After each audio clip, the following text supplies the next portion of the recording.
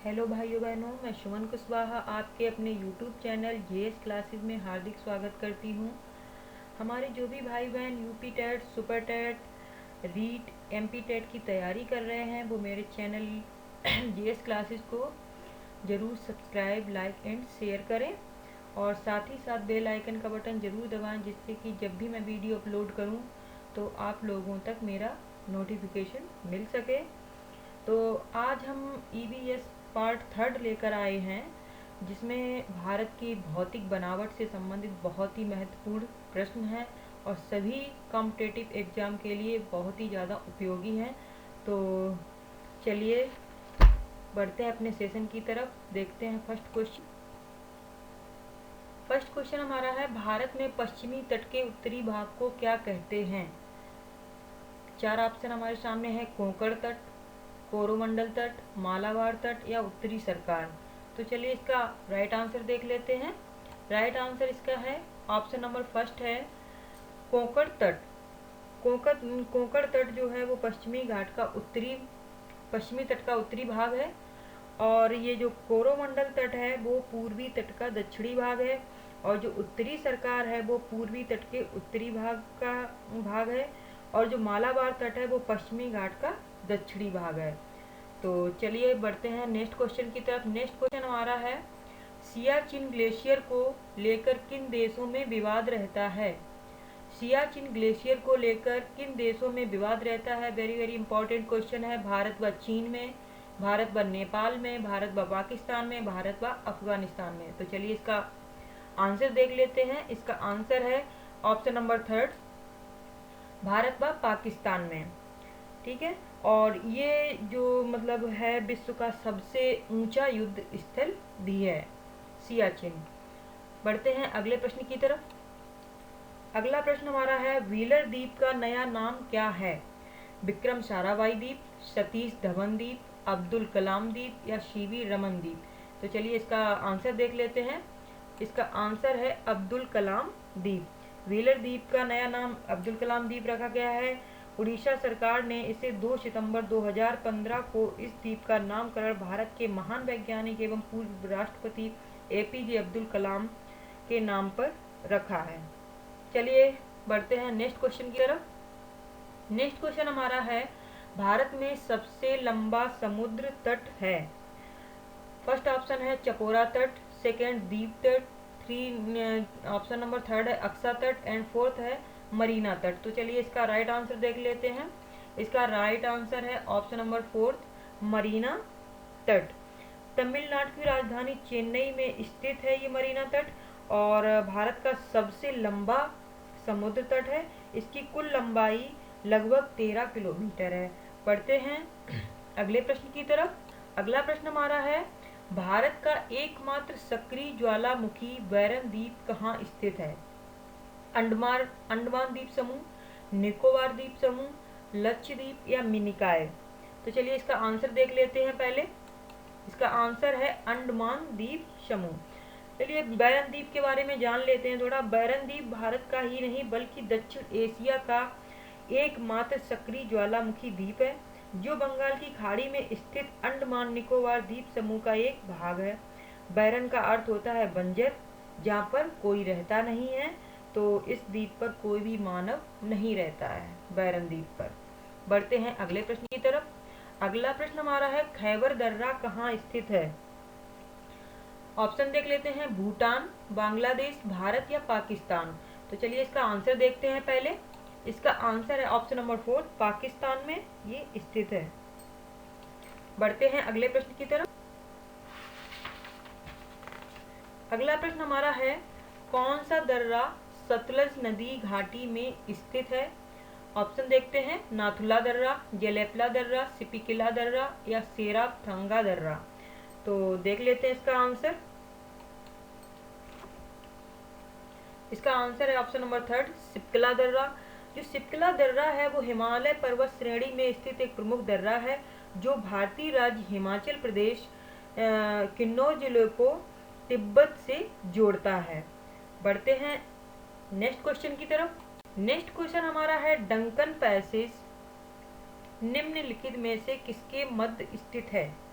Very important question है, कई बार exam में आता भी है। ये इस टाइप के क्वेश्चन आते हैं, बहुत ही यूनिक क्वेश्चन है जो भी हम लेके आए हैं, बहुत ही सिलेक्टेड क्वेश्चन है। शायद ही आपने पहले कभी ये पढ़े होंगे, तो वीडियो स्किप ना करें, पूरा देखें वीडियो। चलिए इसके ऑप्शन देख लेते हैं। अंडमान निकोबार या दक्षिण व लिटिल अंडमान के बीच में स्थित है, उत्तरी व मध्य अंडमान के बीच में, या उत्तरी व दक्षिणी अंडमान के बीच में स्थित है। तो चलिए इसका राइट आंसर देख लेते हैं। इसका राइट आंसर है दक्षिण व लिटिल अंडमान के बीच में स्थित है। बढ़ते हैं अपने नेक्स्ट क्वेश्चन की तरफ। नेक्स्ट क्वेश्चन हमारा है, बृहद हिमालय में स्थित ठंडा रेगिस्तान है, लद्दाख, सतपुड़ा, अरावली या विंध्याचल। तो चलिए इसका राइट आंसर देखते हैं। इसका राइट आंसर है लद्दाख। लद्दाख जो है वो बृहद हिमालय में स्थित एक ठंडा रेगिस्तान है। भारत में सबसे कम वर्षा यहीं होती है। क्षेत्रफल के अनुसार भारत का सबसे बड़ा राष्ट्रीय उद्यान हेमिश नेशनल पार्क इसी रेगिस्तान में स्थित है। बढ़ते हैं अपने अगले क्वेश्चन की तरफ। अगला क्वेश्चन हमारा है,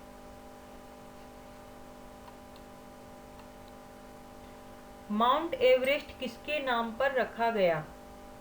माउंट एवरेस्ट किसके नाम पर रखा गया? इंग्लैंड के सम्राट, या भारत के पर्वतारोही के नाम पर, या भारत के महासर्वेक्षक के नाम पर, या फिर है भारत के वायसराय के नाम पर। चलिए इसका आंसर देखते हैं पहले। इसका आंसर है भारत के महासर्वेक्षक के नाम पर। चलिए इसके बारे में बता देते हैं थोड़ा सा। सर जॉर्ज एवरेस्ट के नाम पर इस पर्वत का नाम माउंट एवरेस्ट रखा गया था। वे एक ब्रिटिश भूगोलवेत्ता और महासर्वेक्षक थे। 1865 ईस्वी में उन्हीं के नाम पर माउंट एवरेस्ट का नामकरण किया गया था। बढ़ते हैं अगले प्रश्न की तरफ। मेरा अगला प्रश्न है, साल्टोरा पर्वतमाला कहाँ स्थित है? फर्स्ट ऑप्शन है हमारा लद्दाख, सेकंड ऑप्शन है काराकोरम पर्वतमाला, एंड थर्ड ऑप्शन है विंध्याचल, एंड फोर्थ है पश्चिमी घाट में। तो इसका पहले आंसर देख लेते हैं। इसका आंसर है सेकंड, काराकोरम पर्वतमाला। और जो साल्टोरा पर्वतमाला है वो पाक अधिकृत कश्मीर, जिसको पीओके बोलते हैं, उसमें स्थित है। तो बढ़ते हैं अपने अगले प्रश्न की तरफ। हमारा अगला प्रश्न जो है, भारत की सबसे पुरानी पर्वत श्रेणी कौन सी है? हिमालय, विंध्याचल, अरावली या सह्याद्री। तो चलिए इसका आंसर देख लेते हैं। इसका आंसर है ऑप्शन नंबर थर्ड, अरावली। जो अरावली पर्वत श्रेणी भारत की सबसे प्राचीन पर्वत श्रेणी है, जिसका निर्माण प्री कैम्ब्रियन काल में हुआ था। यह श्रेणी औसत रूप से 300 से 800 मीटर तक ऊंची है, और इसकी जो अगर सर्वोच्च चोटी की अगर हम बात करें तो वो है माउंट आबू के समीप गुरु शिखर चोटी है। ये मतलब इस पर्वत श्रेणी की सबसे ऊंची चोटी है। ये भी कई बार क्वेश्चन में पूछा जाता है कि जो अरावली जो पर्वतमाला है, जो पर्वत श्रेणी है, उसकी सबसे ऊंची चोटी कौन सी है? तो वो गुरु शिखर है। बढ़ते हैं अगले प्रश्न की तरफ। अगला प्रश्न हमारा है, नागा, खासी व गारो पहाड़ियाँ स्थित हैं पूर्वांचल में, काराकोरम में, जास्कर में या हिमालय में। तो चलिए देखते हैं इसका आंसर। इसका आंसर है पूर्वांचल में। और आई थिंक मैं बता ही देती हूँ, इसका जो आंसर होगा वो मेघालय होगा। पूर्वांचल में है, गारो, खासी, जयंतिया पहाड़ियाँ हैं वहाँ पे, तो वो मेघालय राज्य में ही स्थित है। बढ़ते हैं अपने नेक्स्ट क्वेश्चन की तरफ। नेक्स्ट क्वेश्चन हमारा है, कौन सी पर्वत श्रेणी भारत में है? अरायकोनामा, सुलेमान, साल्ट रेंज या पीर पांजाल। तो चलिए इसका आंसर देखते हैं। इसका आंसर है ऑप्शन फोर्थ, पीर पांजाल श्रेणी जो है वो भारत में है। चलिए इसके बारे में थोड़ा सा बता देते हैं। पीर पांजाल जो श्रेणी है वो हिमालय पर्वत श्रेणी का ही एक भाग है, जो भारत के हिमाचल प्रदेश, जम्मू कश्मीर और पीओके कश्मीर में विस्तृत है। यह निम्न हिमालय की सर्वोच्च पर्वत श्रेणी है, जबकि अरायकोनामा म्यांमार, साल्ट रेंज जो है वो पाकिस्तान में है, और सुलेमान पर्वत श्रेणी है वो पाकिस्तान और अफगानिस्तान में स्थित है। अरायकोनामा भी पूछी जाती है, तो इसको ध्यान में रखना है, ये म्यांमार में है। बढ़ते हैं अगले क्वेश्चन की तरफ। मेरा अगला जो क्वेश्चन है वो है, मैकाल पर्वत किस राज्य में है? उत्तर प्रदेश में है, राजस्थान में, बिहार में या छत्तीसगढ़ में है? तो चलिए इसका राइट आंसर देख लेते हैं। इसका राइट आंसर है ऑप्शन नंबर 4, छत्तीसगढ़ में है। तो जो मैकाल पर्वतमाला है वो छत्तीसगढ़ राज्य में स्थित है। इस पर्वत श्रेणी का सर्वोच्च शिखर अमरकंटक है। सोन नदी, नर्मदा व महानदी नदियों का उद्गम भी अमरकंटक पहाड़ी से ही होता है। तो बढ़ते हैं अपने नेक्स्ट क्वेश्चन की तरफ। नेक्स्ट क्वेश्चन हमारा है, नल्ला मल्ला की पहाड़ियाँ कहाँ पर स्थित हैं? उड़ीसा में, मेघालय में, आंध्र प्रदेश में या गुजरात में? तो सबसे पहले इसका आंसर देखते हैं हम।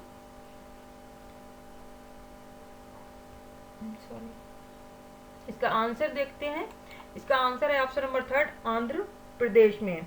तो जो नल्ला मल्ला पहाड़ियां हैं वो पूर्वी घाट की नीलगिरी पहाड़ियों का पूर्वी विस्तार है, जो आंध्र प्रदेश एवं तेलंगाना राज्यों में विस्तृत है। बढ़ते हैं अगले प्रश्न की तरफ। अगला प्रश्न हमारा है, आंध्र प्रदेश व तमिलनाडु के तटीय भूभाग को क्या कहते हैं? आंध्र प्रदेश व तमिलनाडु के तटीय भूभाग को क्या कहते हैं? कोंकण तट, कोरोमंडल तट, पूर्वी तट या मालाबार तट? तो इसका आंसर देखते हैं।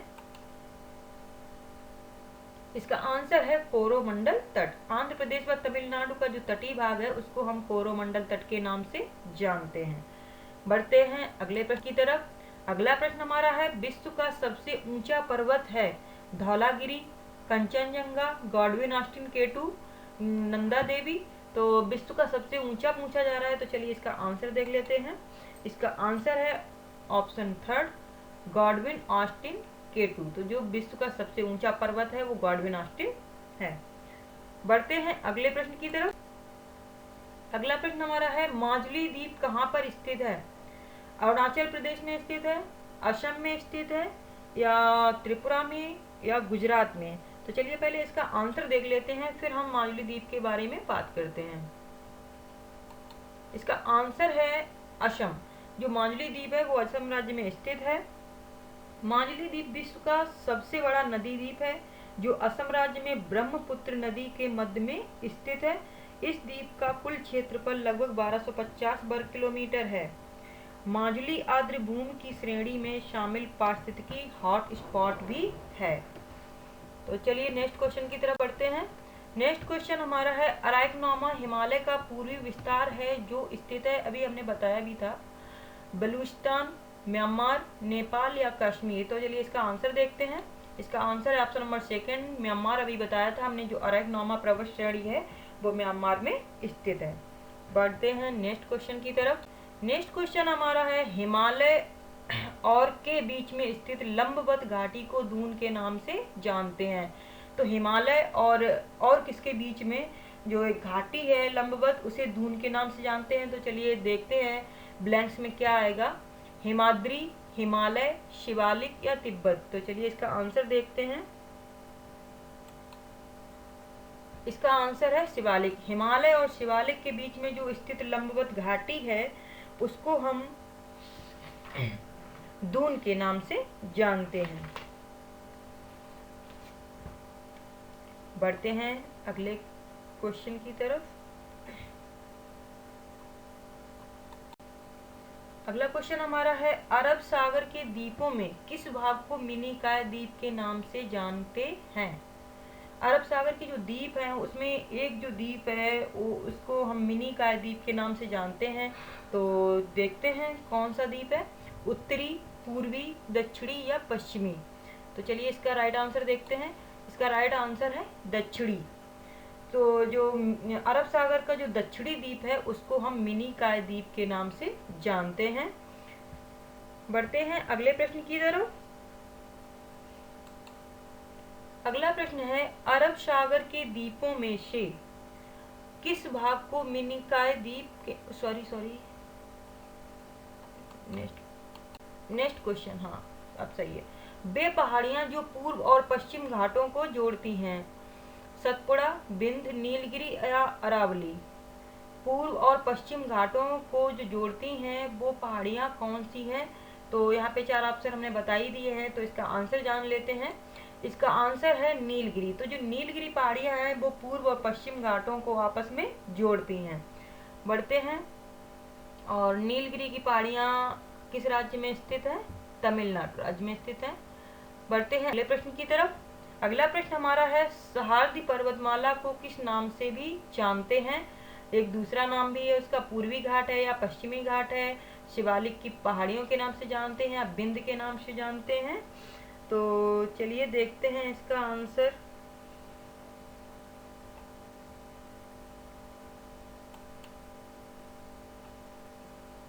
इसका आंसर है पश्चिमी घाट। तो जो पश्चिमी घाट है उसको कभी कभी सह्याद्री पर्वतमाला भी लिख के आता है एग्जाम में, तो कभी कभी कंफ्यूजन होता है कि शायद कोई दूसरी पर्वतमाला तो नहीं है। तो पश्चिमी घाट हो या फिर सह्याद्री पर्वतमाला हो, एक ही चीज है। बढ़ते हैं अगले प्रश्न की तरफ। जोजिला दर्रा किसको किसको जोड़ता है? श्रीनगर व लेह को जोड़ता है, अरुणाचल प्रदेश व तिब्बत को जोड़ता है, चंबा व स्पीति को जोड़ता है या कालिपांग व ल्हासा को जोड़ता है? तो देखते हैं इसका आंसर। इसका आंसर है ऑप्शन नंबर फर्स्ट, श्रीनगर व लेह को जोड़ता है। जोजिला दर्रा जो है वो श्रीनगर व लेह को जोड़ता है। जोजिला दर्रा हिमालय पर्वत का पश्चिमी भाग है जो पंजाब हिमालय में स्थित है। शीत ऋतु में यह दर्रा आवागमन के लिए बंद हो जाता है। बढ़ते हैं अगले प्रश्न की तरफ। अगला प्रश्न हमारा है, केरल के तट को क्या कहते हैं? केरल के तट को क्या कहते हैं देख लेते हैं। कोंकण तट बोलते हैं, मालाबार तट बोलते हैं, कोरोमंडल तट बोलते हैं, कोनारा तट बोलते हैं? तो देखते हैं इसका आंसर। इसका आंसर है मालाबार तट। जो केरल का तट है उसको हम मालाबार के नाम से जानते हैं। बढ़ते हैं अगले प्रश्न की तरफ। अगला प्रश्न हमारा है, पुरातन काल में हिमालय के स्थान पर कौन सा सागर था? लाल सागर, अरब सागर, टेथिस सागर या मृत सागर? तो देख लेते हैं इसका आंसर। इसका आंसर है टेथिस सागर। तभी ये बोला जाता है कि हिमालय की उत्पत्ति किस सागर से हुई। तो आप लोगों ने पढ़ा भी होगा शायद कि टेथिस सागर से हुई, तो इसका यही मतलब रीजन है। बढ़ते हैं अगले प्रश्न की तरफ। भारत का सबसे शुष्क भाग है, जैसलमेर है, लद्दाख है, कच्छ है या जबलपुर है? इसका राइट आंसर देख लेते हैं। इसका राइट आंसर है, भारत का सबसे शुष्क भाग जो है वो जैसलमेर है।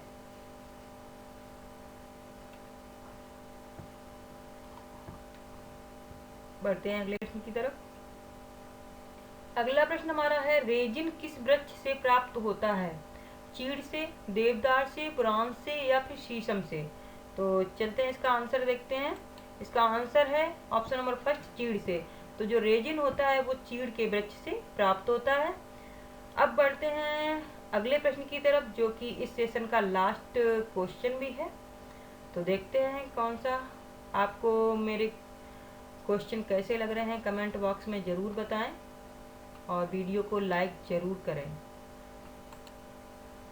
अगला क्वेश्चन हमारा है, किस पौधे के पुष्प को जंगल की आग के नाम से भी जानते हैं? सूरजमुखी के फूल को, गुलाब के फूल को, पलाश के फूल को या कनेर के फूल को?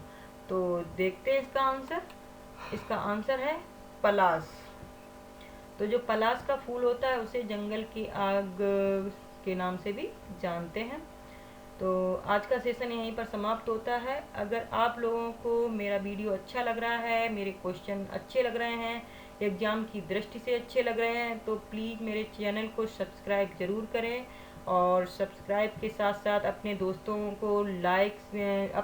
के साथ शेयर ज़रूर करें इस चैनल को, और लाइक करते रहें, कमेंट करते हैं। धन्यवाद।